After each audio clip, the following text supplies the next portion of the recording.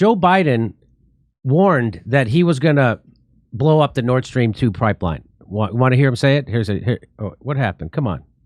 Let me answer the first question first. If Russia invades, that means tanks or troops crossing the border of Ukraine again. Then there will be no longer a Nord Stream 2. We will bring an end to it. So he said he's going to end the Nord Stream 2 pipeline, which is the pipeline that was being built to take gas from Russia and bring it to Germany. So he just said that they're going to blow that thing up. He didn't say the word blow it up, but he said we're going to stop the gas going through it. How will you do that? How will you do it? Exactly. Since the project and control of the project is within Germany's control. We will, I promise you, we'll be able to do it. Well, how did they do it? They did it. Here's how they did it. What do you think Germany's going to tell us no? We're saying we're blowing your thing up? Hey, we're going to blow up your gas pipeline. You got no choice. Nord Stream, so this is how they're referring to it in newspapers and stuff. They're saying they're calling it a pipeline leak. Into the ocean? What it is, into the ocean? It's on the bottom of the ocean. Oh, so it's being shot into the... Oh, so, great. Yeah. Great. So, a series of unusual leaks in 2 gas pipes. Really? It's unusual. This leak is unusual. It's sad that it's probably not. They leak like nonstop all the time, everywhere. Yes. So here, I like what Jim Richards says. He says, I don't know who blew up the Nord Stream pipelines. Both of them. I do know that when solving a mystery, you look for motives. Russia has none.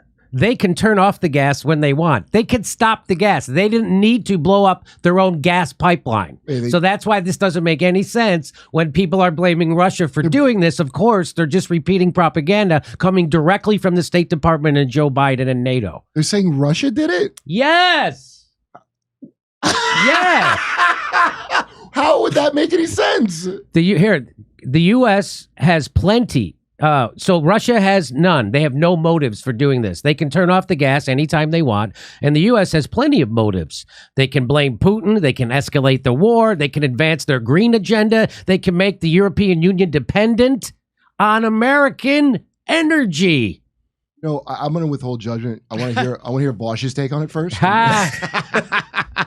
It's actually too wild how blatant the U.S. was with this one. Both Sweden and Germany are like, oh, yeah, so a certain someone definitely sabotaged this, and everyone's got to act like they don't know who. Caitlin Johnstone says the West has blamed Russia for bad presidents, for Western racism, for Western political divisions, for inflation, for pretty much every bad thing Western power structures are responsible for. But blaming Russia for attacks on Russia's pipelines is probably going to take the cake. And I think Russia took the cake also. And they did. They bombed the cake. So do you know who that's got? A member of European Parliament. He says, thank you, USA. Well, you're welcome, sir. That got 42,000 likes. Here's the German lawmakers break Europe's silence on suspected Nord Stream pipeline saboteur to point the finger at Russia. So this is how propaganda works. It doesn't matter how stupid it is. It doesn't matter how much it doesn't make sense.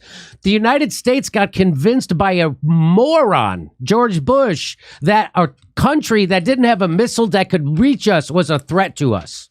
And we had to invade them. That's how, doesn't matter how dumb it is. If the military-industrial complex wants it, it's happening. And so that's what this is. You don't think she's bought by the military-industrial complex? Of course she is. This is my favorite. Kremlin dismisses stupid claims that Russia attacked Nord Stream.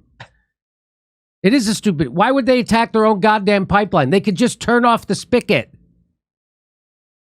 Here's Poland's former foreign minister, a sitting member of the European Parliament, is praising what he suggests is a United States attack on part German-owned civilian infrastructure, which could condemn millions of poverty in a frigid winter. I'm speechless. Oh, good. Stay that way, dude. Paul, stick with that. Being speechless. So, again, this is how this works. And now, it doesn't matter if they're So let me bring in Jackson. Jackson, now it doesn't matter if there's a peace treaty because they can't send the gas anyway. They blew up the pipelines. So now it doesn't. So now the United States is like, hey, peace might break out. People are starting to catch on to this. Even Chris Hayes tweeted out that we should stop sending weapons to Ukraine. So people are starting to catch on. And so what did they do? They blew up the fucking pipelines. The United States did this. Go ahead, Jackson. 10 days before they blew up these pipelines, Putin went to European officials and told them, and it was during a time in which he was meeting with also Turkish and Saudi officials, and they were discussing potentially negotiating a peace deal with Ukraine again. This was about, a week and a half ago. And he told it's happening again. The Nordstream 2 back operating is press the button and essentially removing the sanctions. Remove the sanctions, stop the proxy war, and Nord Stream 2 will be operating again. There's no reason whatsoever. Oh, this is not going to work today.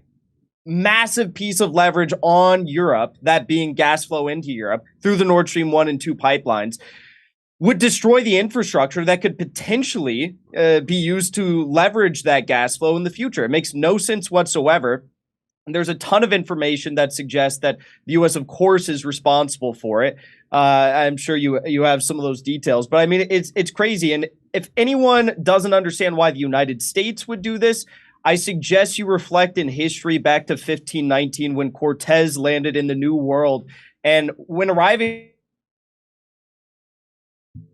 arrival, he burned up all their ships. He burned up their ships because he wanted to send a message that there's no turning back. And that's the message that the United States just sent to Europe. There's no turning back. You have to commit 100% to this proxy war and all the anti-Russia policies that we're putting forward.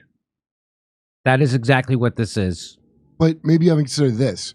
Putin is a madman. You want to hear? This is back in 2014. This is Condoleezza Rice in 2014. You ready for this? Do you think Germany's been as aggressive as they should be? I'm quite an admirer of Chancellor Merkel, and I heard her statement when she was with President Obama in Washington. I thought it was a very good statement. But now we need to have tougher sanctions, and I'm afraid at some point this is going to probably have to involve oil and gas. The Russian economy is vulnerable. 80% of Russian exports are in oil, gas, and minerals. People say, well, the Europeans will run out of energy. Well, the Russians will run out of cash before the Europeans run out of energy. And I understand that it's uncomfortable to have an effect on business ties in this way. But this is one of the few instruments that we have. Over the long run, you simply want to change the structure of energy dependence. You want to depend more on the North American energy platform, the tremendous bounty of oil and gas that we're finding in North America. You want to have pipelines that don't go through Ukraine and Russia. For years, we've tried to get the Europeans to be interested in different pipeline routes. It's time to do that. And so some of this is simply acting. That was nice of Putin to help out by bombing his own pipes. Biden didn't deliver a $15 minimum wage, but he did blow up a pipeline that provides Europe with natural gas. Does this sound like, in Caddyshack when Judge Smale's like, I've sent boys your age to the gas chamber. Didn't want to do it. Felt I owed it to him. I hear that over and over. I hear that over and over again in every single one of these things is that phrase. Madeleine Albright, was it worth it to kill all those kids? Didn't want to do it. Felt we owed it to him. Yeah. They're all Judge Smales. Breaking. Germany says attack on Nord Stream pipeline has triggered NATO Article 5, but it's complicated since it was by the United States. Now, this is not really from Reuters, but this is a joke, but that's a good joke. 52,000 likes. So I'm going to guess NATO Article 5 is the one that says if somebody attacks a NATO state that you're attacking all of us, and so we all have to go to war now with that. I think, is that what Article 5 is, Jackson? You kind of broke up there for me, but Article 5, this would essentially be the United States triggering. Oh, we can't do this today. Okay, so we're fucked today with our internet, man. It keeps freezing on us left and right. So, Article 5, Jackson. It's that means like if you attack one NATO country, that it's like you're attacking all the NATO countries, right? That's what Article 5 is. And if someone attacks a NATO country, now they all have to go to war with that country. Is that what Article 5 is? Yeah, you broke up, but I think that was the gist. What's Article 5? The United Nations Security Council is going to convene at the request of the Russia to discuss damage to 2 Russian gas pipelines to Europe that has caused gas. So they're going to have a National Security Council meeting over this. Again, the United States, we are the gangster. We're the terrorists. We're the world's terrorists. We're the world's gangster. Putin can't hold a fucking candle to the United States. Gangsterism. Oh my God, I just realized maybe Jimmy Dore is attacking the Nordstream pipeline himself. Hey, Russian spy whales shine spotlight on military-grade animals. Look, Russian spy, that's what the Russians... Yeah, how do you know one of their Russian spy whales didn't do it? That's right, maybe a Russian spy whale That's how did evil it. they are. So this is way more horrible than I think people in the United States realize what this means. It's so stupid that I see the trick. Like I would have to reread it because I'd be like, oh, that's not what that said. And I just move on with my, because it's that blatant and stupid. What is? That Russia did that to their own pipeline that they could turn off. So it's almost like kind of perfect in a way. Because you read it like, your brain's like that. I was like shocked at the beginning when you said it. This screws Europe through this winter. Fucking hard. And they're just doing it. But go ahead. It does screw them, but also it just so happened to magically take place on the same day that the Baltic pipeline, which runs through, I think it's like Norway, Denmark, Poland, was set up and established and finalized. So very interesting timing there. And the U.S. knows exactly what they're doing, and we know what the U.S. is doing. They led a U.S. Navy ship detachment of assault ships into this Baltic Sea region, just 30 miles away from the Nordstream 1 and 2 pipeline explosions, just a few days. Okay. Navy fleet that was on board, which focuses on warfare, Central Pacific, naval undersea warfare operations. So this group was on board the assault ship, and they were soaring very close to these 2 pipelines. I think we know exactly what happened. It's as clear as day. Oh, and the last thing I'll say is, yeah, it's not just going to screw them for this winter. They're now, German authorities, German intelligence is saying that these pipelines are potentially irreparable. Yes, that they're like, well, here's an article by Al Jazeera. Depending on the scale of the damage, the leaks could even mean a permanent closure of both lines, Nord Stream 1 and 2. Yeah. So I said at the beginning of this, it might sound crazy, but it looks like the United States and NATO are doing this because they want to sell more energy to Europe, and Russia is currently now providing 40% of Europeans' energy. And the United States gas companies, they want part of that. And that's exactly what this is. That's exactly what's happening. Isn't that what's happening, Jackson? That, and it's to negotiate with Russia. Say it again. It's going to do exactly what you just said and also stop any efforts that may have been underway that the Saudis and the Turks were talking about, insofar as the Europeans negotiating an end to this war in Ukraine with Russia.